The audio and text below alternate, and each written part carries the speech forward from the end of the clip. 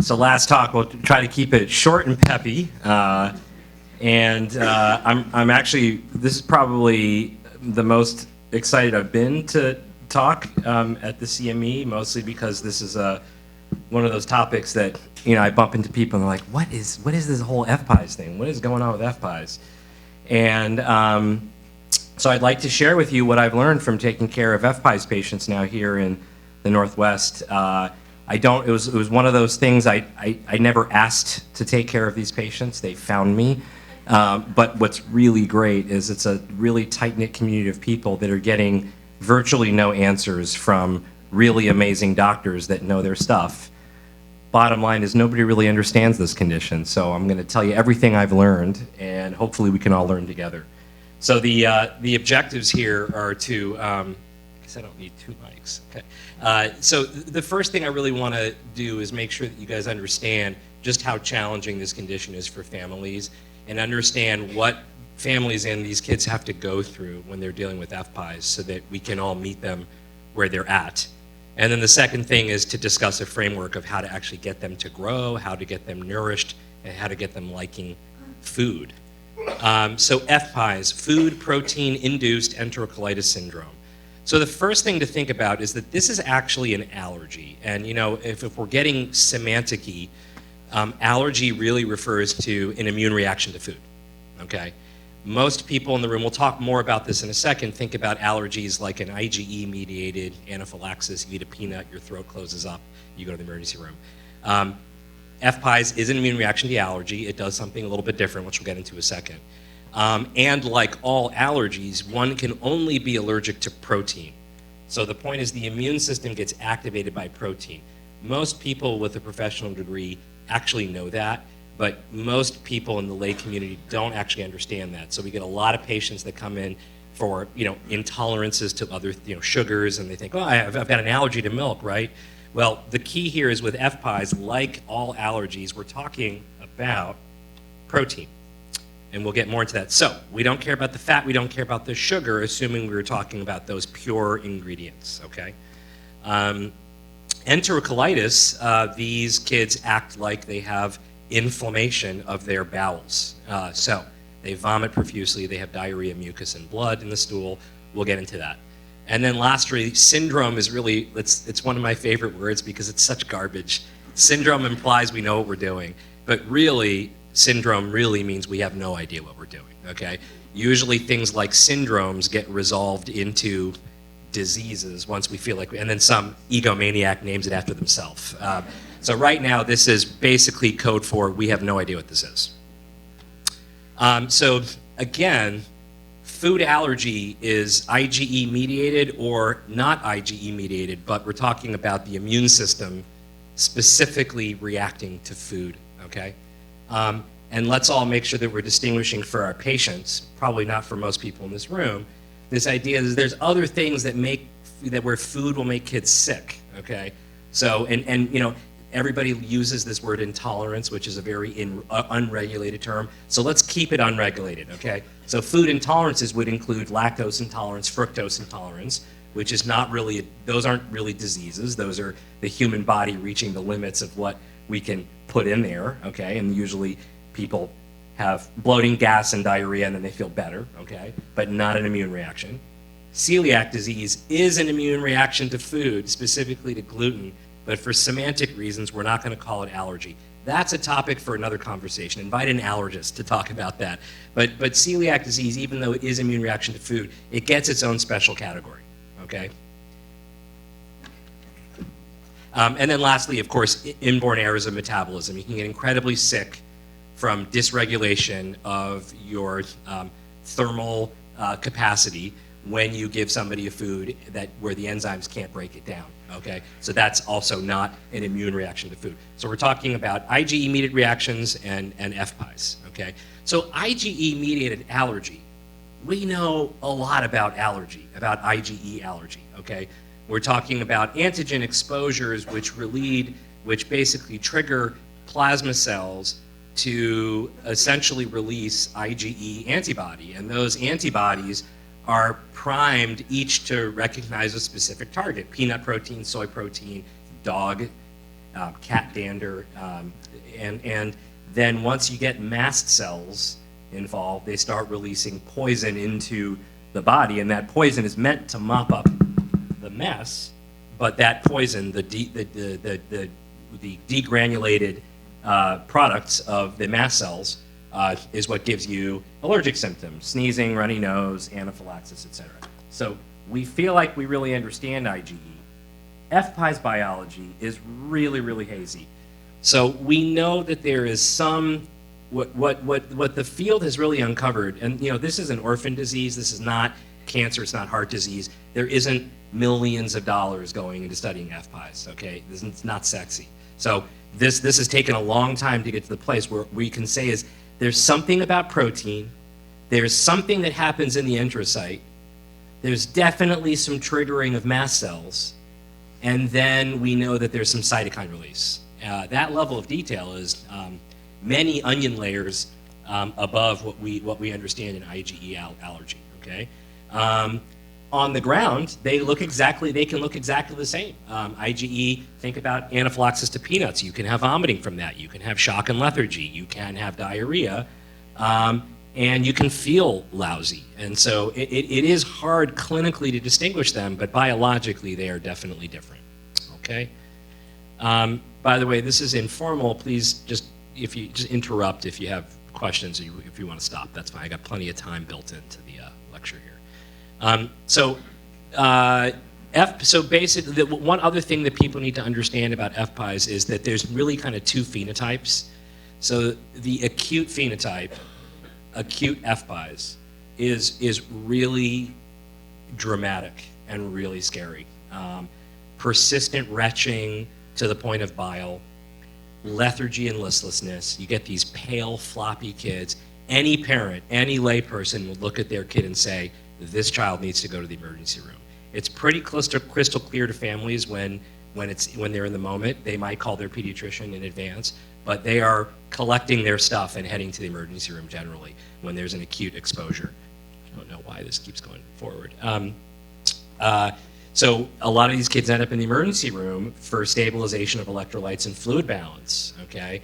And then the other thing is it's such a stereotypical reaction that if it happens a second time, most reasonable families would say, wait a second, we gave our kid rice cereal both of those times. It's gotta be the rice.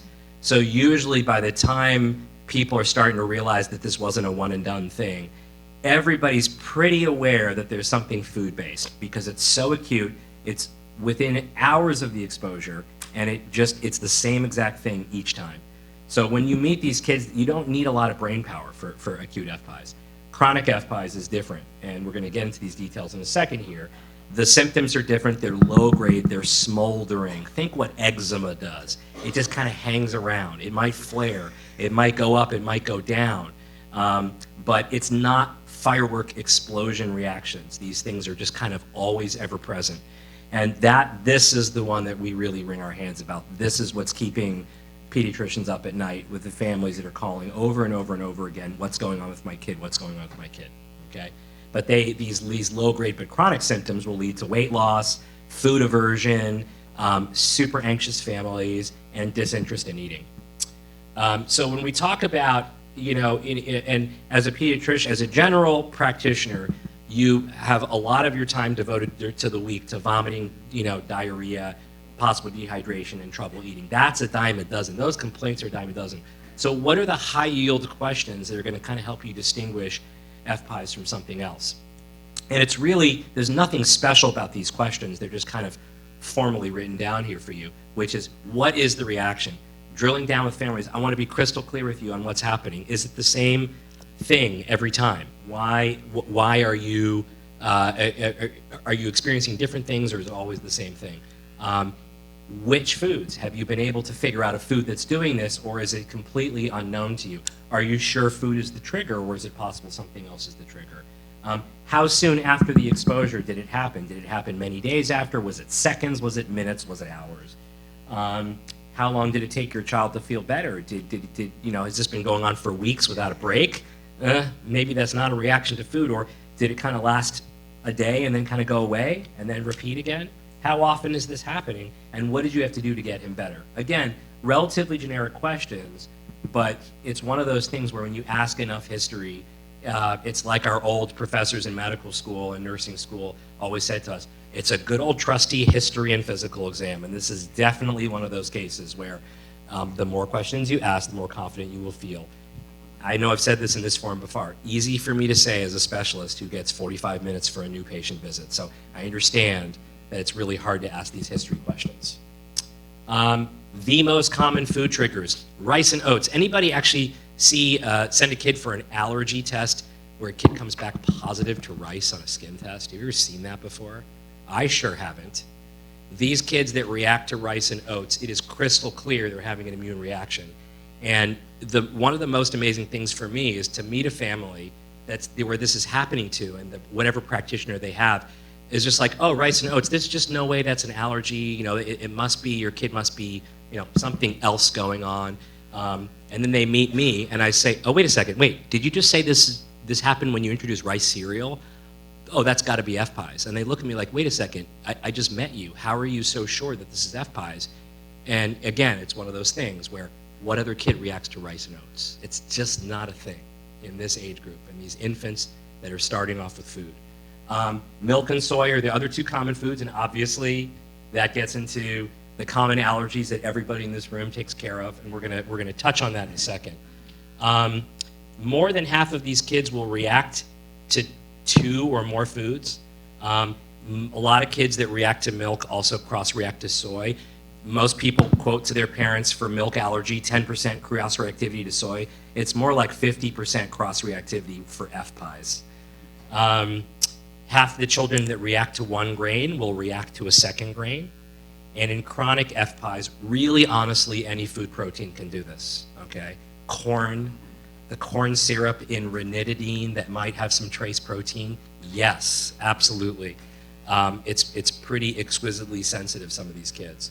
So again, we talked about how acute FPIES is easy but scary, severe onset, quick resolution, reproducible and stereotypical. It's the same exact story every single time. Usually with the acute FPIES, when I do meet these families, I say, great, oh, we figured out that it's rice and oats. Well, it's probably not gonna be any other foods. And the point is most of these kids with acute FPIES have reactions to 1 or 2 foods, okay? These are very scary reactions. My rule of thumb is that if you have a kid that is acting like they might be in shock, the right thing is to send them to the emergency room. And the reality is they all go home. They get a check-in, maybe they get a food fluid bolus, maybe they get some electrolytes checked, they get blessed by the ER doctor, and then they go home. Which is to say, even though they're acting shocky and anaphylactic, and you would not want to tell that family, oh, it will probably be okay. The reality is these kids are not, with supportive management in the emergency room, antiemetics and fluids, they're usually settling down and doing fine, okay? I always tell my family, the right thing to do is to go to the emergency room. You will probably have a horrible night there and then probably go home. And you gotta under promise and over deliver with those kids. So emergency room or urgent care, vital signs, electrolytes, IV fluids, antiemetics is really all you usually need in a very acute setting. Otherwise, these kids, once they have, usually it takes 2 to 4 of these scary events, families are super freaked out, and then we realize, oh, we figured out what foods it is, and that's basically the end of the story. They all outgrow these, I used to say all, there's now reports of adult onset FPIES, so now I have to say most of these kids. Most of these kids are completely done reacting by age 5, okay? Actually, really by age 4. The FPIES Foundation website says age 5, which is why I wrote age 5. But I have no 4-year-olds that still react to these foods in violent ways. These kids really don't even need a lot of multidisciplinary care. They really don't. It's the chronic FPIES kids. These kids, I have kids that react to 20, 30, 40 foods. In fact, it's more the opposite. How many foods have we been able to get them on?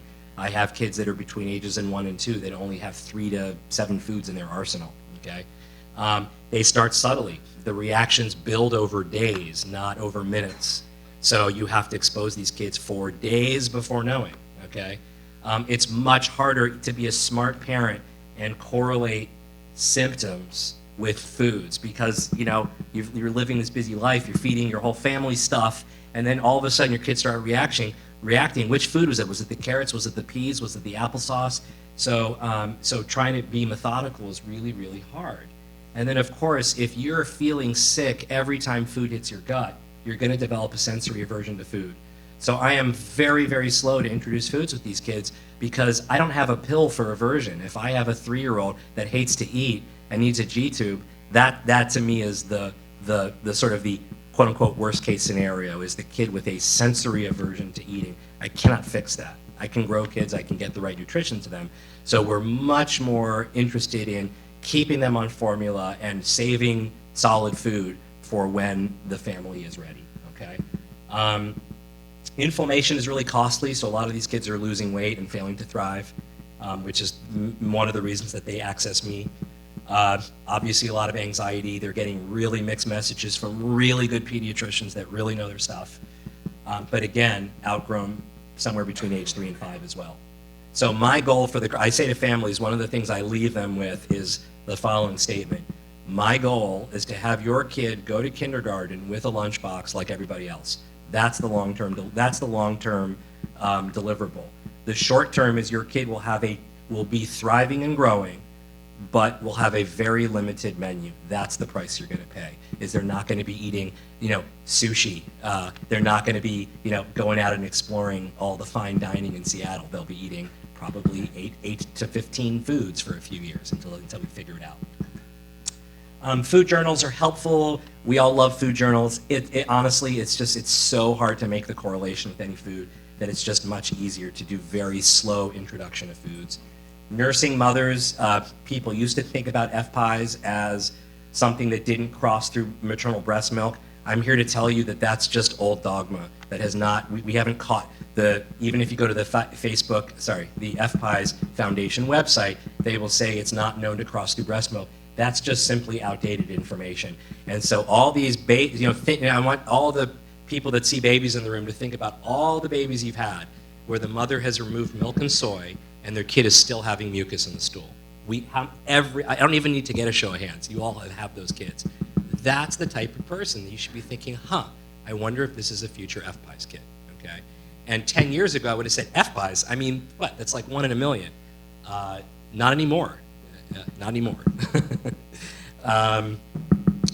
As I was meaning to do this at the beginning, quick show of hands, how many people had heard of FPIES before seeing that I was giving a talk on FPIES? Okay, good. And then this is really for me, this is my own market research. How many of you know you have a patient with FPIES, either acute or chronic? Okay, great. That says everything I needed to hear, which is this is really becoming a lot more common than we thought. Great. So nutritional challenges for the nutritionists, the dietitians in the room, basically getting these kids.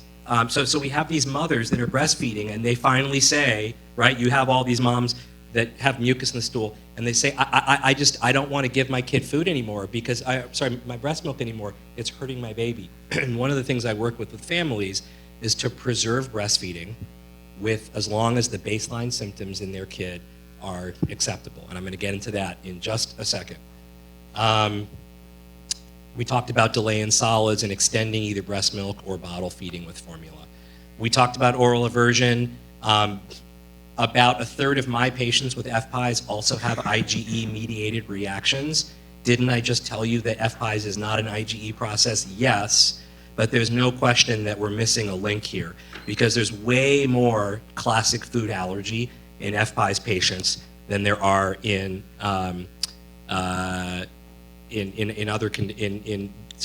way more IgE-mediated allergy in FPIES kids than there are in the general community. So we know that there must be something that connects IgE to FPIES, but that's all very, very hazy for us. So I have kids with FPIES that develop eosinophilic esophagitis. How am I supposed to decide which kids to scope and which kids not to? This is where I'm tearing my hair out, is figuring out which of these kids also have allergy, okay? Of course, we put them all on formulas and they all need to be on hydrolyzed or amino acid formulas. The problem is that they taste horrible. And then we have these kids that already hate to eat anyway. How am I supposed to do this? this is another thing that I wring my hands about with my families, is getting these kids to transition to a formula that I know will be better for them, but that also tastes horrible. And then, of course, my dietitians, because of the failure to thrive, we're loading them with energy-dense food, fat and protein, not sugar, right? And when you start adding olive oil to things, when you start adding vegetable oil to things, you're really making things less palatable. And then, of course, everybody in this room has seen this around nursing and feeding and seeing a kid not doing well. They go right to the place of biology. I was put on earth to nourish this child, and I can't even do that right. You guys know, you know that look, right? I'm a terrible mom. And then, of course, it's the, don't pick that up off the floor. Oh, God forbid, he's going to have an FPIES reaction. Think about the reactivity in families' houses around eating. It really is like, it can be real anxiety overdrive. And I know you guys all know that. So here are my 3 stages of care for FPIES. Number 1 is establish a lifeline for growth. These kids come to me usually around 8 months of age, failing to thrive, doing either piss poor on breast milk, or not being able to transition to a hypoallergenic formula. They hate to eat, and the first thing we need to do is guarantee this family that this kid will grow. Never mind food, guarantee that for the next 4 years, this child will have a way to grow. Once we get over that hump, the anxiety level goes way down. Once people make their peace with the fact that sushi probably isn't in the cards for a little bit, when we say, look, your kid is growing and thriving, and your kid's going to go to kindergarten and is going to walk on time and talk on time and read on time, things really settle down. Then we need to set them up with a mindful, methodologic food advancement. You have to do it super slow, otherwise nobody's going to know what they're reacting to. And then you will fail. And everybody in Seattle, like, this is a tech industry, this is a tech town now. Fail early and fail often, right? That's what tech companies like to say. Same thing. Let's just jump into the pool, and let's expose this kid to X, and if we have a reaction, then we know. Okay, so that's coaching. Okay, because most families are in a very defensive posture. They don't want to do it. They don't want their kid to feel sick, but then they're stuck. So they need somebody to really push them to sort of make that advancement. Okay, so for establishing a lifeline, I try to preserve breast milk even through mucus. Okay, and if anybody's ever seen my notes, I like to make a comment in the impression that I can tolerate baseline mucus as long as a kid is comfortable and happy and growing, okay? And let's not worry too much, because there's probably something in the breast milk that the baby's being exposed to, duly noted. I like to give the analogy of, okay, imagine seasonal allergies. You have pollen outs, high pollen count day. You go outside, you forget to take your Zyrtec, and you start sneezing. Okay, duly noted, you have been exposed to an antigen, okay? Move on, and as long as you're not wheezing and coughing and going into anaphylaxis, you're probably going to go to work and sneeze and cough and then go home and realize, probably should have taken my medicine. Same thing with this. Breast milk is okay. Duly noted, you're being exposed to antigens, but if you're thriving and growing, that's okay. If you're not, then we need to make a change. I encourage mothers not to remove more than milk and soy, and that might be a very conservative posture, but I just feel like there's a very big diminishing returns after milk and soy. You could do peanuts, tree nuts, soy, egg, fish, but the point is that you're gonna strip this mother of her diet, and you're also wasting a lot of time, potentially. So maybe maternal diet elimination. After 6 months, we know obviously breast milk isn't sufficient. So even if we're able to scoot by with breast milk, by 6 months of age, if we're not going to be getting this kid on real solid food, then we really need to start instituting a formula. We need iron. There's no iron in breast milk, right? We need a vitamin D source. We need protein. We need fat, right? We need zinc. We need all the essential, the micronutrients that may not all come from breast milk, okay? And formula does that. This is one of those conditions for which formula is the right answer after 6 months of age if you're not able to advance. And I have to say, once you put a kid on formula and breast milk is weaned, the symptoms go way down until solids are introduced, okay? So I spend a lot of time looking at mothers in the eye and saying, it's okay, you've done your job. You've done everything you can for this kid. When you're ready to stop breastfeeding, do it. you're not a bad mom. Thank you for everything you've done for this baby. So I really do spend some time, and that probably came from having a wife and seeing my wife breastfeed 2 children, and some of the emotions that go around that are just so intense that what I've learned is just kind of meet mothers where they're at, which is, it's okay to let go of this. It really is. You have my permission, okay? Advancing foods, I like to advance foods every 3 to 5 days. I prefer closer to 5. Again, I would much rather be certain than be quick. I always like to start, this is now, we're leaving science and entering Essers landia. This is just how I practice, okay? It is consistent with the FPIES Foundation and their recommendations, but this slide is just what I do in my clinic. I like to start with 2 to 3 delicious foods. Let's get this kid liking food. Like I said, that is my long-term deliverable to you, okay? I can grow anybody with a feeding tube, right? The key is doing it elegantly. I want this kid liking to eat. Let's do apples, let's do pears, let's see what we get. Then, once we get a few under our belt, we have a kid opening and reaching for a spoon. Opening and reaching, that's a kid who likes to eat. Then we say, okay kid, let's see what you got. And then with our dietitian, we'll focus on energy-dense foods, fat and protein, fat and protein. We love coconut, we love avocado, we love oils, we love bacon grease, we love, and actually, I like to think in FPIES about whole food, so bacon grease is not a whole food, okay? But you know, coconut oil would be, avocado would be vegetable oil in general. Then I also like to do top 8 allergens. You guys all know this study. Who does everybody know this study? This is one of the few studies that gives me chills just by looking at the title. And yes, I am a total nerd, but I gotta say, this article changed. I woke up one day and read that article and realized right away that the world has changed, okay? If you haven't read it, read it, okay? But the bottom line is that when I grew up, the pediatricians were literally giving the opposite, literally the worst advice they could give somebody.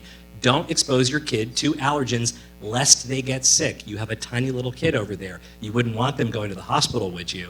It turns out that's dead wrong. Early exposure teaches the immune system. It's batting practice. They learn better the difference between friend and foe, and you get far less allergy if you expose them early. So I also like to, since I know the FPIES community is going to have a higher risk of IgE-mediated reactions, I want to check the box. I don't care if this kid doesn't like peanut butter. I want peanut powder in their food so that we can say, yes, this immune system has seen peanuts, this immune system has seen cashews, seen egg white, et cetera, okay? The only 3 allergens that I wait on wheat, soy, and dairy until age 1. That's probably 25% voodoo medicine and 75% based on personal experience. Rice and oats, I don't even touch that. Well, this is what I say. What I say to families is that there's no nutritional value to oats. Why would we waste any energy on the foods that are literally the most likely to land you in the hospital? Why bother? Why pick a fight with a food protein that is not going to give you anything in return for your investment? So my personal philosophy is why bother? What ends up happening is Big Brother usually dumps a bunch of oatmeal into the kid's mouth and the kid doesn't react, and mom calls me up and says, does that mean that my kid is cleared for oats? And the answer is probably. I guess you're good to go. But I usually try to avoid it if we can. I really need a dietitian when these kids start ramping up and ramping down formula. What GIs don't do well is calorie counts. You really need somebody to say, oh, you're only meeting 20% of your needs by solid food, so you need 80% by formula. You really need somebody who can take a proper dietary history. It's a piece of data, it's a test. That's the way I think about that. So I always involve a registered dietitian, and it's serial weight checks, just like all your other kids that are failure to thrive. Lastly, I think I have about 5 minutes left here. We learn from reactions. Fail early, fail often. The first thing I counsel families, this is where I tell families I'm 10% marriage counselor, because, how many times have you heard this?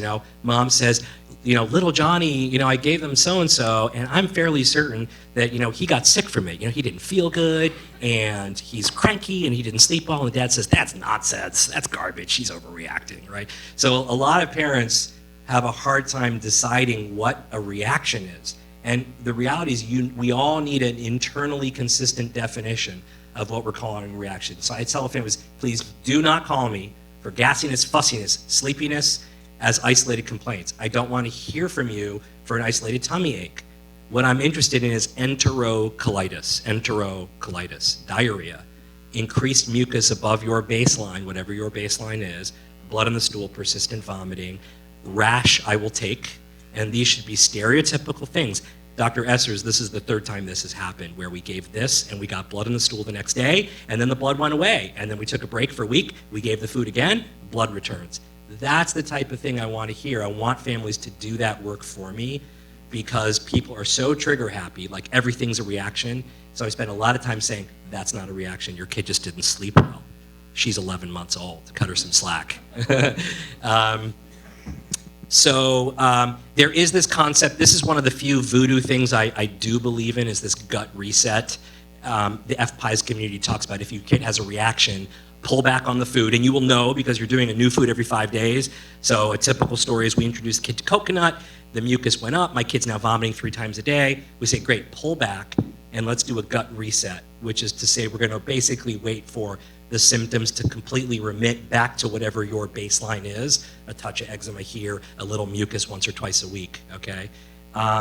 I don't know biologically, I'm a biology and data guy. I have no idea what a gut reset is, but I believe in it, and actually the FPIES Facebook page believes in it, and they're 3,000 people strong, and so even if I said to them, hey guys, this whole gut reset thing is nonsense, the whole community is convinced of it. So there's probably something to this gut reset. And it can take up to a week. So you're basically in the penalty box for any new foods until you're back to your baseline. Once you have a safe food, we're never going to talk about it again. It's going in the pile of good foods, and you can mix them all together, and that's great. Families love it when they say, I have 10 foods, and from those 10 foods, I can make 7 different meals. Great. That's exactly what families want, is they want to know what their tools are and how to use them. So once it's safe, that's it. So you better be sure it's safe before we move on. Beverage at age 1 is one of my harder things to figure out. I have a lot of kids that are really, really close. They're finally getting some foods under their belt. And as we all know, between age 1 and 2, children still probably are only meeting 80% of their needs from solid food. And we're talking full-term healthy kids with no medical problems. By age 1, they're probably 70 to 80% solid calories and 20 to 30% liquid. So you can't put these kids on water, rice milk, almond milk, they need a high calorie beverage. And of course, if you react to soy, or you don't want to do soy because of the estrogens, and you react to oats so you can't do oat milk, and you haven't tried dairy yet, what are you supposed to do? So this is one of the things that me and my dietitian have to figure out. Anybody heard of Ripple? Ripple? I don't know what's in that stuff. It seems to be magic. I wish I'd invested in that company. Pea protein milk. My dietitians love this stuff. So consider that as a really good toddler option for kids that don't need medical grade formula. They're eating food. They have 15 foods under their belt. They maybe have an animal protein, an egg, maybe some avocado, some fruits and veggies. Great. They don't need Alimentum or Neocate Junior, but they need a high calorie beverage. This is one of the things that myself and my dietitian spend a lot of time doing.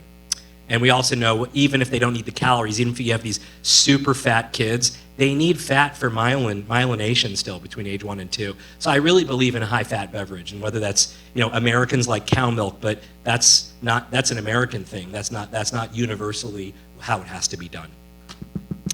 I have 2 more slides. Here's the dogma I don't buy. I already touched on the idea that you can't get FPIES reactions from mother's breast milk. I see that all the time in babies. But it definitely, if you're on the fence, so here's the trick. If you have these kids, please don't send them all to me, because there's too many of those kids. The key here is that once solids are started, the symptoms will just completely take off instead of settle down. The kids that have a classic allergy, but the mom hasn't figured out what it is, they might have mucus in their stool still, but there's going to be nothing special about introducing solids. Rice, oats, vegetables, fruits, meats, they all go just fine, and then okay, this is not FPIES. The kid that their first 5 foods, they were miserable, that's the kid that you should be thinking, hey, this could be chronic FPIES. I don't believe, and this, I know I will get tomatoes thrown at me for this, I don't believe that it's impossible to react to an amino acid-based formula. Okay, one more show of hands. How many people have have parents that are absolutely convinced that their kid has had immune reactions to amino acid formulas. Neocate, Elacare, yeah, right? And yeah, right? And it's crazy because I used to, when I was more brazen and closer to fellowship, I used to say to families, oh, that's crazy. You can't react to amino acid. That's nonsense. It's biologically implausible. And when you think about it, it really is biologically implausible. You can't react to amino acids, but kids are reacting to certain amino acid-based formulas, and I don't know why. I don't know why. Like I said, this is a syndrome. We don't understand everything. But I no longer, I respect families when they say that to me now. And then the last thing is that all inflammation must be treated. This is the key. Do your families a huge service. Allow them to have some mucus in their stool if they're thriving and happy. The mothers will love you for it. Oh, I have a pediatrician. The words that you will hear is, I'm so glad that you're the doctor that can find the gray between the black and white, because so many doctors will say to the families, you've got mucus in your stool, you've got to get it out. And I don't believe that. I just simply don't believe that. But there are other disease models that I do believe that. Crohn's disease, you best not have any inflammation, or I have not done my job for you. EOE, eosinophilic esophagitis, you better have 0 eosinophils in your esophagus when I'm done with you. FPIES, I think you can live with smoldering inflammation because you're going to outgrow it. Last slide. Down the road, allergists for skin testing, yes, low threshold to send them to an allergist. Send them to somebody who really knows what they're doing. You guys all know who those allergists are in the community. Send them to your best person if you're suspicious about FPIES. If you don't know who to send them to, ping me, and I can send you a list. You need a school plan. Enough said. Make sure that you use the word allergy because A, it's semantically correct, but these letters that read, Dear School, this kid has food protein-induced enterocolitis syndrome. It's not quite an allergy, but it's sort of an allergy. And it kind of acts like an allergy, but it's a little bit different. Just call it an allergy because every school knows what to do. Oh, food allergy. Do not give that food to that kid or I'm in deep trouble. Okay, that's the message, right? So use the word allergy. And then with the re-challenges for chronic FPIES, you're not in any big problem. You can challenge them whenever you want to and fail early, fail often, okay? Yes, your kid will feel sick for a few days, but it's okay. For the kids that have had shock, Kevin Dooms and Uma Pishardi, my partner, and Kevin, who's one of the Swedish allergists, have put together a protocol in our PICU for formal challenges. And they can also be used for classic anaphylaxis. When we are ready, you can send them back to us. We'll challenge them in the ICU. Everybody will be happy. Lastly, this is one of the FPIES Foundation. This is one of the best nonprofit websites I've ever been to. They have a ton of resources, letters for school, letters for emergency rooms, information for providers. So I love it. And there is a new consensus guidelines released last year in the Journal of Allergy and Clinical Immunology. It's really long, it's pretty dense. I'm not convinced it's worth a read, but I put it up there just in case somebody wants to. And here's my summary slide. You need to have a dietitian to manage chronic FPIES. It's really important. You need some other provider. Here's the dirty little secret. You do not need a gastroenterologist to manage this. If anybody knew David Naimi, who was formerly at Northwest Allergy and Asthma, he was my dyad. And basically when we had these people coming from over the region, we would say, choose one. Choose the allergist, choose the GI, whoever your insurance company will cover. It really doesn't matter. There's nothing really classic GI about, like nothing about my training that I need to see all these kids. So if you have a good allergist managing it, great. Start with a lifeline, get them on formula, get them growing, be very slow, be very respectful of especially breastfeeding mothers, but really also the whole family. Skin testing can be really helpful, but it's not the first thing to do. For acute FPIES, make sure these families know to go to the emergency room and make sure they know that we want to do a challenge in the ICU. And the food aversion that's the quote unquote worst case scenarios that this kid comes out the other side hating to eat. Thank you guys so much. Happy to take questions.